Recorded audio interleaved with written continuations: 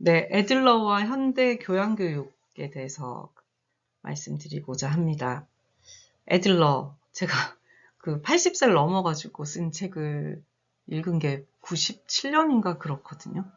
이분이 한 100년 살았어요. 네, 대단히 좀 이렇게 영감을 많이 주신 분입니다, 저한테. 그 모티머 제롬 애들러. 현대 교양교육의 기초를 다진 철학자이자 교육자. 그의 삶과 교육 철학은 대학 교육에 큰 영향을 미쳤습니다. 그래서 저는 대학의 교수 그리고 직원, 특히 교양 교육에 관심이 있으신 분들은 이분에 대해서 조금 알면 좋겠다 생각해서 강의를 넣었어요. 그래서 이분의 사상과 업적은 교양 교육의 의미와 가치를 제고하는데 아주 유익한 인사이트를 줄 수 있겠다 생각합니다. 그럼 애들러에 대한 주요 사항 그리고 흥미로운 배경을 함께 소개해 드리겠습니다. 먼저 학문적인 배경과 비전입니다. 애들러는 1902년에 뉴욕에서 태어났습니다.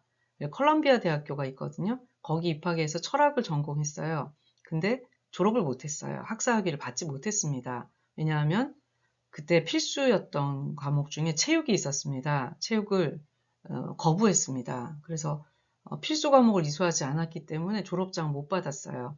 그런데 학위 없이도 독학하고 고전 연구를 통해서 학문적인 어떤 인정을 받았고, 그래서 여러 대학교에서 철학자로서 이제 철학 강의를 하게 되는 겁니다. 애들러는 체계적이고 논리적인 사고를 지향을 했고 철학과 교육에서 보편적인 진리에 관심이 많았습니다. 교육학에서는 항존주의자로 이분을 분류를 합니다. 이를 통해서 그는 인간과 사회의 근본적 가치를 탐구하는 교육이 필요하다 이렇게 주장하게 됩니다. 그럼 이 콜롬비아 대학에서 이제 학위를 제대로 못했던 이분이 어떻게 허친스 총장과 인연이 되는가를 설명을 드리겠습니다. 애들러가 이제 컬럼비아 대학에서 철학을 공부했잖아요. 근데 수사학하고 논리학에도 큰 관심을 가졌대요. 그래서 1920년대 후반이 됩니다. 그때 예일 대학교의 철학 강사로 이제 뭐 출강을 했겠죠. 이때 로버트 허친스가 이제 나중에 시카고 대학 총장이 이제 행정관, 이제 교직원이죠. 이 두 분이 만나가지고 교육 철학을 공유를 하게 됩니다.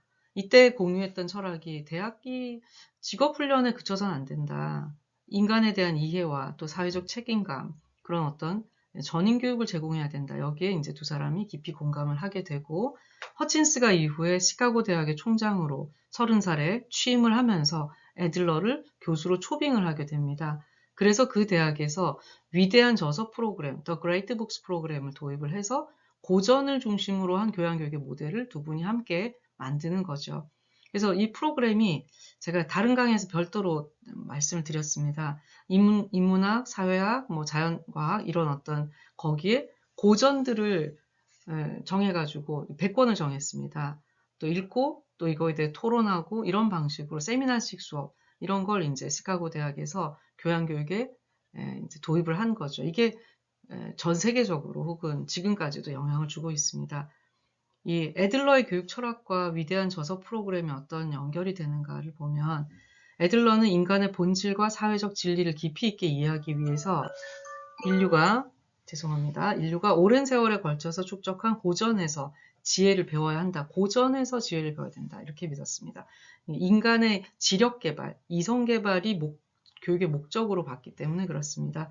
고전의 문헌은 인류의 보편적인 가치와 진리를 탐구할 수 있는 핵심적인 자료다. 이렇게 봤고, 이거를 통해서 학생들이 자신과 사회에 대해서 깊이 있는 통찰을 가질 수 있다. 이렇게 믿었던 겁니다. 이런 철학을 바탕으로 만든 프로그램이 The Great Books 100, 더 위대한 저서 프로그램이에요. 그래서 이거는 단순한 지식 전달 강의가 아니고 학생들이 논리적이고 비판적으로 사고하도록 돕는 것을 교육의 목표로 삼습니다.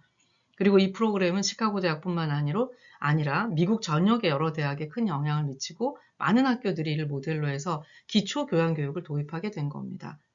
이 애들러가 학위는 없었지만 깊이 있는 교육자로서의 업적이 충분하다 이렇게 생각합니다. 뛰어난 교육자로서 사람들에게 존경을 받았고 또 자신의 학문적인 배경 이거를 독학, 그러니까 학문적인 열정을 통해서 스스로 채웠고 오히려 전통적인 교육 방식 강의죠. 여기에 얽매이지 않고 독창적인 교육 철학을 구축하는 데 기여를 했습니다. 네. 학위가 없이 이렇게 100년 사셨어요. 1902년에 태어나서 2001년에 사망을 했거든요. 네. 그리고 제가 84세인가 81세에 쓴 책이 우리 7차 교육 과정에 굉장히 또 큰 영향을 준 저서예요. 이제 저서 이름이 생각이 갑자기 안 나네요. 네, 후대에 미친 영향을 보겠습니다. 애들러의 사상은 오늘날에도 교양교육과 고전 읽기 중요성을 강조하는 교육 프로그램으로 여전히 살아 있습니다. 애들러는 교육의 본질이 단순한 지식 축적이 아니라 인간 이해와 도덕 성장 그리고 사회적 책임을 함양하는 것이 라는 것을 보여주었습니다.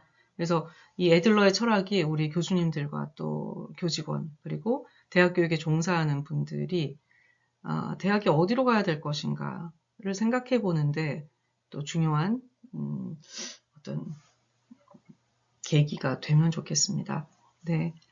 이상으로 애들러와 교양교육의 연결, 학위 없는 교육자의 위대한 유산, 약간 이런 제목, 학위 없는 교육자의 위대한 유산. 네. 이분의 책들이 굉장히 많아요. 그래서 좀 관심 갖고 보시면 영향을 굉장히 많이 줬거든요. 또 기회가 있으면 더 추가적인 강의를 만들어 보겠습니다. 감사합니다.